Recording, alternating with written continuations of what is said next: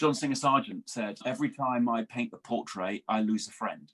A journalist called Karl Kraus, who was a buddy of Oskar Kokoschka's, and he said, of course, when you're looking at a portrait, you must bear in mind which artist the portrait represents. A friend of mine, or acquaintance I'll call it, he is a Sainsbury heir, he had millions. His name isn't even Sainsbury and he had millions. And he said to me, he said, I've got a Giacometti of my grandmother. Quick art history lesson, those of you who don't know who Giacometti is. Alberto Giacometti, Swiss Italian. All of his portraits, they look like, I've told you this story before, they look like vanilla pods. They're all really thin and they're very, very black, everyone. All right. Yeah. So I know it doesn't look a bit, I saw this portrait, doesn't look a bit like Alex's grandmother, can't do. You know what I mean? But the thing is, it's a Giacometti and it's worth a fortune. Do you see what I mean? It's a Giacometti. It's like when people have, Lucian Freud portrait, they've got a Lucian Freud. They haven't got a portrait of themselves.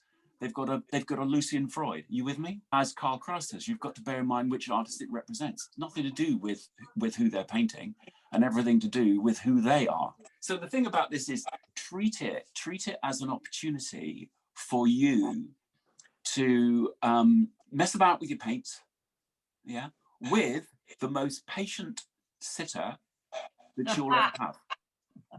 The other thing is, bear in mind, as John Singer Sargent also said, that a portrait is a painting of someone with something wrong about the mouth. The reason why is because what happens is you're painting someone's portrait and then you start having a conversation with them, don't you? So they're talking, you're talking, but do you see what I mean? It's very boring. It's very, very boring. And on those occasions in the portrait class, anybody who've been to my portrait classes? Yeah, well, Sue and Andrew, you'll know them, won't you? How much of a struggle the sitters have staying awake. Yeah. So what we end up with is, I've done it. I've tried it. I would sometimes sit for a class in the morning. I'm asleep in 10 minutes. 2 o'clock in the morning when I should be asleep, I'm wide awake. Can't keep my eyes open. And I think the problem there is, you see, you have to keep this, you have to have this fixed expression. You've got to look in one particular direction. Even if you move your eyes, you'll exasperate the painter, you'll exasperate the artist. So self-portraits, yes, they are testing, because in many ways, it's like I look at myself and I think, oh, dear, if only, God, crikey, you're getting old, or you know what I mean? It's like, oh, crikey, that's not. Do you start noticing things about yourself you never noticed before, And I noticed how much like other members of my family that I don't much like I look. As a matter of fact, a friend of mine, he commissioned me to paint the portrait of his daughter, right, when she was about 4 or 5. It wasn't easy because, of course, at that age, they don't want to sit still. Anyway, I painted this thing, and I worked from photographs and I worked from life, and I did this thing, and it was pretty clunky, and I really struggled with it, and I didn't like it much, but he loves it. And he said, I love it because it reminds me of my mother. This is the thing that I was saying about Kokoschka, right, is that he didn't have second sight. That's a load of baloney. But what happened was, whenever he painted, of course, because he was just painted in this really loose, free style, he would sometimes, like when you're putting it down in that way, you can, if you exaggerate one thing and not another and so on and so forth, you can end up with another member of the family. See what I'm saying? So that's what I think he was doing, you see. He's having a great time and then just getting lucky. I mean, what happened with Auguste Forel, I was saying this morning about him. So Kokoschka's sitting in Auguste Forel's house. And he's this crotchety old guy, and he just eats nothing but nuts and berries, and he weighs them out because he's really sort of hot on his diet and everything else. He's got a little set of scales, and he's weighing out all the nuts he has to eat that for his lunch. And that's what Kokoschka encountered.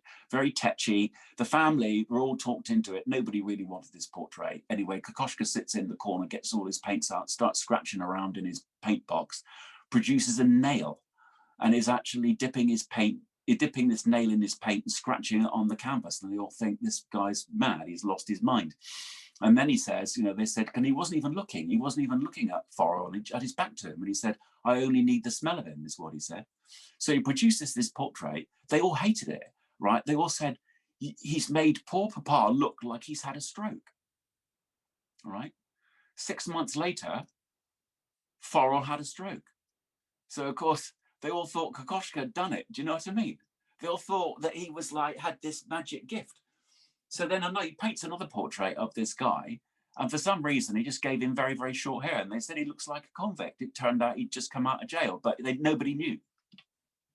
So his reputation was made on all of these loose, tenuous connections with the portraits. There's another one where this cleaning lady said of a portrait that he did of his patron, she said, what do you think of it? And she said, oh, I don't know, but he looks deaf to me. Well, he was. But how do you paint deafness? He's just trying anything and everything, and he's working with this kind of incredible freedom and hitting these truths about people. And I think that's the thing with portraiture. I think you can do that with portraiture, you know, because you can exaggerate this or you can miss that out and you can hit on something else. Treat this as an opportunity for you to just experiment and play with your paint. If you treat it as a means of trying to get a likeness, you'll be very disappointed. Do you see what I mean? You have fun with it at your own expense. Yeah? Have fun with it at your own expense. And that is the way to get through it. Like, you don't care. I mean, the thing is, with Kokoschka, he didn't give a damn. He got so much flack for his portraits. And then, you know, he has the Archduke saying, that fellow deserves to have every bone in his body broken. You know, imagine that. Imagine it's your first exhibition in Vienna, and imagine that is the reception you're getting. You know, he didn't care. He you know, you can't afford to. Yeah, you can't afford to. So that's why I thought, what the hey, let's do some self-portraits. What does it matter? So Kokoschka, you know, he went through the art school mill. You know, he did all that training. When he's taking liberties, he knows what he's doing. You know, that cannot be emphasized enough, really, that it's if you put the practice in, and if you do the drawing and you do the study, then, you know, like, so many people will say to me, oh, I want to be able to paint loosely, I want to be able to paint with more expression. And then I say, well, how long have you been drawing for? And they say, oh, I don't draw. Or they say, oh, I've been drawing for 6 months. I say, well, you know, you need to actually do it for 30 years. Yeah. And then you'll get what you want. You'll get that looseness. You'll get that expressive range, you know?